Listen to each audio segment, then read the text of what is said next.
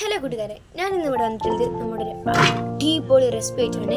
അതിനായിട്ട് ഞാൻ തന്നെ നമ്മൾ ചക്കക്കുരു താളും എടുത്ത് നന്നായി തന്നെ കഴുകിയെടുക്കുക.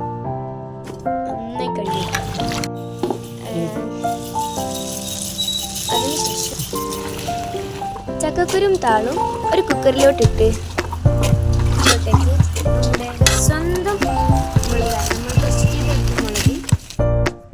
മുളക് അരച്ച് നമ്മുടെ കുക്കറിലോട്ടേക്ക് ഇട്ട് കൊടുക്കാം. അതിനോടൊപ്പം തന്നെ ഉപ്പും കൂടി ഇട്ട് കൊടുക്കണം. ഇനി നമുക്കിത് അടുപ്പത്തേക്ക് മാറ്റി വെക്കാം. അങ്ങനെ നമ്മൾ ഉണ്ടാക്കി കഴിഞ്ഞിട്ടുണ്ട്. അടിപൊളി സ്മെല്ല് ഒരു അടിപൊളിയായിട്ട് വന്നിട്ടുണ്ട്. ഇതിലേക്ക് നമുക്ക് വെളുത്തുള്ളി ചതച്ചത് ഒരു ചീഞ്ചട്ടി നമുക്കിത് വറവിടാം.